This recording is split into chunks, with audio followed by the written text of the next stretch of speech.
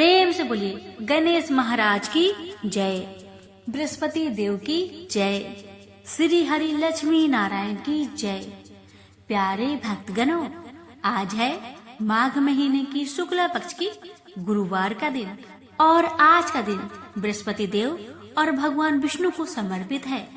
आज के दिन जो भी भक्त गुरुवार का व्रत रखकर विधि विधान के साथ बृहस्पतिवार की कथा का श्रवण करता है, उसे मिलती है निरोगी काया, पापों से मुक्ति, पुण्य की प्राप्ति व सभी मनोकामनाएं पूर्ण होती है। कथा को श्रद्धा भाव से प्रसन्नचित मन से पूरा अवश्य सुनिएगा।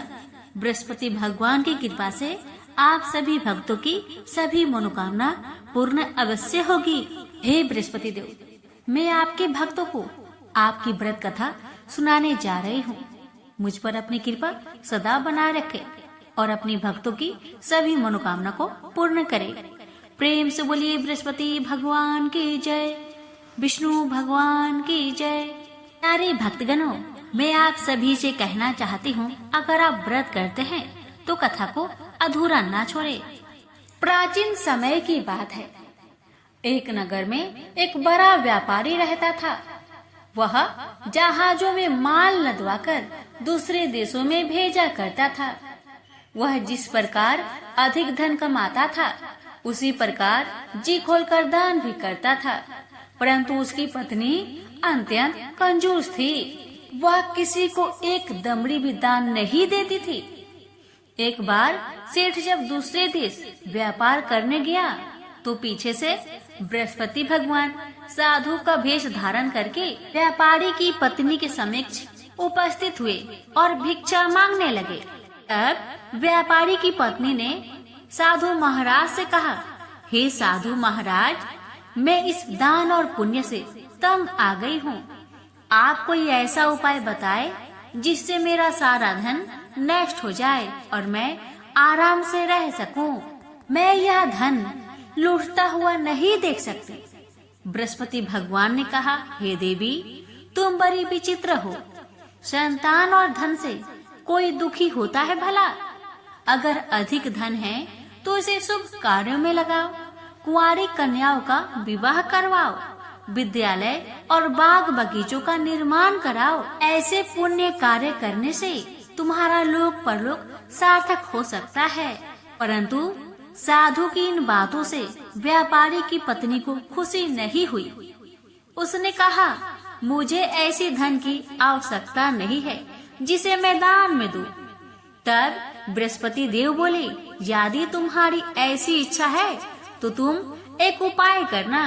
7 बृहस्पतिवार घर को गोबर से लिपना और अपने केसों को पीली मिट्टी से धोना। केसों को धोते समय स्नान भी करना। व्यापारी से हजामत बनाने को कहना। भोजन में मांस मदिरा खाना। कपड़े अपने घर धोना। ऐसा करने से तुम्हारा सारा धन नष्ट हो जाएगा। इतना कहकर बृहस्पति भगवान अंतर ध्यान हो गए। व्यापारी की पत्नी ने बृहस्पति देव के कहे अनुसार 7 बृहस्पतिवार वैसा ही करने का निश्चय किया। केवल 3 बृहस्पतिवार बीते कि उसके समस्त धन संपत्ति नष्ट हो गई और वह परलोक सिधार गई। जब व्यापारी वापस आया तो उसने देखा कि उसका सब कुछ नष्ट हो चुका है। यह देखकर व्यापारी ने अपनी पुत्री को सत्वाना दी और दूसरे नगर में जाकर बस गया। वहाँ वह जंगल से लकड़ी काटकर लाता और शहर में बेचता था। इस तरह वह अपना जीवन व्यतीत करने लगा। एक दिन उसकी पुत्री ने दही खाने की इच्छा प्रकट की, लेकिन व्यापारी के पास दही खरीदने के पैसे नहीं थे। वह अपनी पुत्री को अवशासन देकर जंगल में लकड़ी काटने चला गया। वह एक वृक्ष के नीचे बैठकर अपनी पूर्व दशा पर विचार करके रोने लगा। उस दिन बृहस्पतिवार का दिन था। तभी वह बृहस्पति देव साधु के रूप में सेठ के पास आए और बोले, हे मनुष्य, तू इस जंगल में किस चिंता में बैठा है? तब व्यापारी बोला, हे महाराज, आप सब कुछ जानते हैं। इतना कहकर व्यापारी अपनी कहानी सुनाकर रो पड़ा। बृहस्पति भगवान बोले, देखो बेटा, तुम्हारी पत्नी ने बृहस्पति देव का अपमान किया था, इसी कारण तुम्हारा यह हाल हुआ है। लेकिन अब तुम किसी प्रकार की चिंता मत करो। तुम गुरुवार के दिन बृहस्पति देव का पाठ करो। 2 पैसे के चने और गुड़ को लेकर जल के लोटे में शक्कर डालकर वह अमृत और प्रसाद अपने परिवार के सदस्यों और कथा सुनने वालों को बांट दो। स्वयं भी प्रसाद और चरणामृत लो। भगवान तुम्हारा अवश्य कल्याण करेंगे। साधु की बात सुनकर व्यापारी बोला, महाराज, मुझे तो इतना भी नहीं बचता कि मैं अपनी पुत्री को दही लाकर दे सकूं। इस पर साधु महाराज जी बोले, तुम लकड़ियां शहर में बेचने जाना, तुम्हें लकड़ियों के दाम पहले से चौगुने मिलेंगे, जिससे तुम्हारे सारे कार्य सिद्ध हो जाएंगे। उसने लकड़ियां काटी और शहर में लकड़ियां बेचने चल पड़ा। उसकी लकड़ियां अच्छे दाम में बिक गई, जिससे उसने अपनी पुत्री के लिए दही लिया और साथ ही साथ गुरुवार की कथा है तो चना गुड़ लेकर कथा की और प्रसाद बांटकर स्वयं भी खाया। उसी दिन से उसकी सभी कठिनाइयां दूर होने लगी, परंतु अगले बृहस्पतिवार को वह कथा करना भूल गया।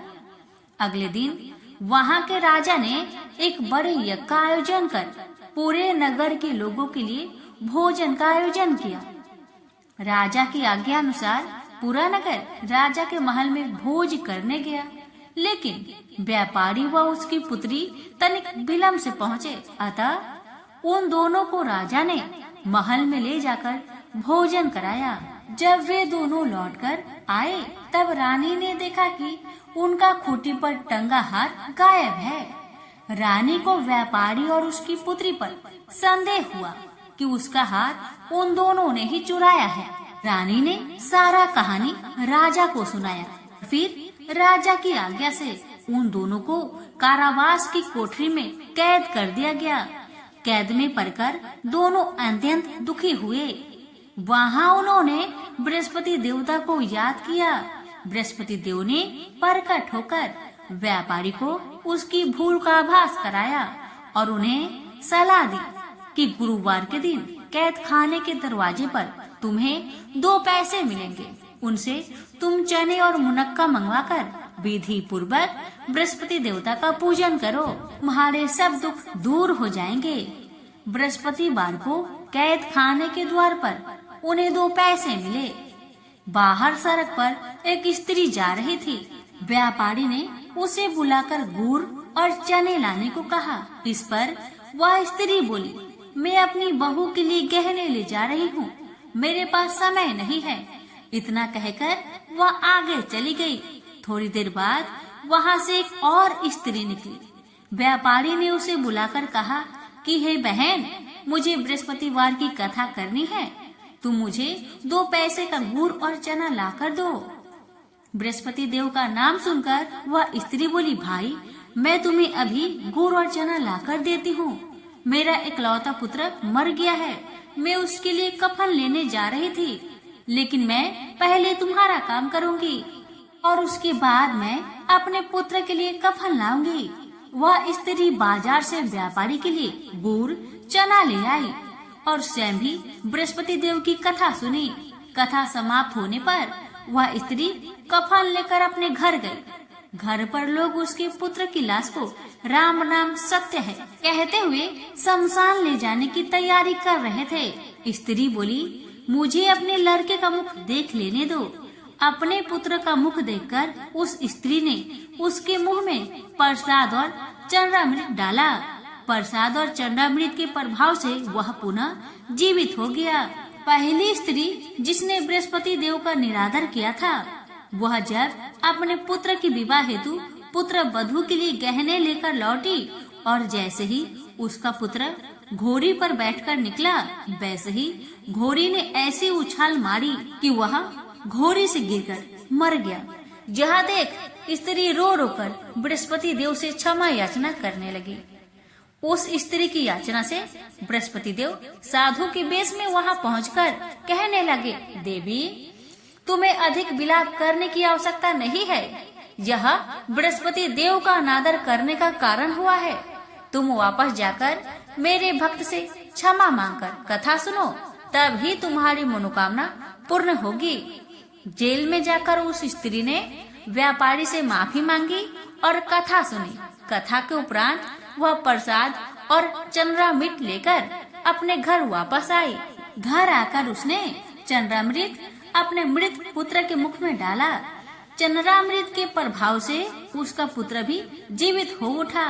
उसी रात बृहस्पति देव राजा के सपने में आए और बोले, हे राजन, तूने जिस व्यापारी और उसकी पुत्री को जेल में कैद कर रखा है वह बिल्कुल निर्दोष है। तुम्हारी रानी का हार वहीं खूंटी पर टंगा है। दिन निकला तो राजा रानी ने हार पर खूंटी लटका हुआ देखा। राजा ने उस व्यापारी और उसकी पुत्री को रिहा कर दिया और उन्हें आधा राज्य देकर उसकी पुत्री का विवाह उच्च कुल में करवाकर दहेज में हीरे जवाहरात दिए।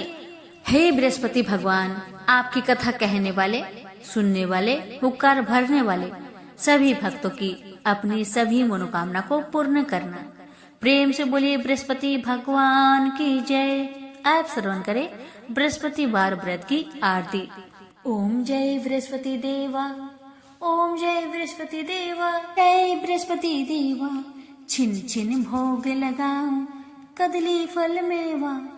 ओम जय बृहस्पति देवा, तुम पूर्ण परमात्मा, तुम अंतर्यामी, जगत पिता जगदीश्वर, तुम सबके स्वामी।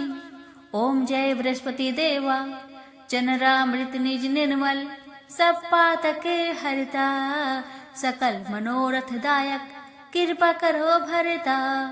ओम जय बृहस्पति देवा, जय बृहस्पति देवा। तन मन धन अर्पण करे जो जन शरण परे, प्रभु परकट तब होकर आकर द्वार खरे। ओम जय बृहस्पति देवा, जय बृहस्पति देवा।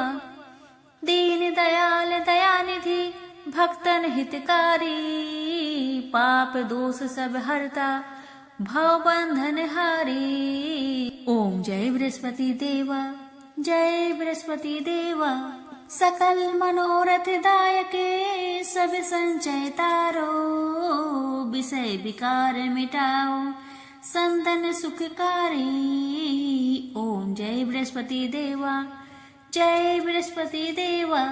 जो कोई आरती तेरी प्रेम सहित गावे, जो कोई आरती तेरी प्रेम सहित गावे, ज्येष्ठानंद बंद सो निश्चय पावे।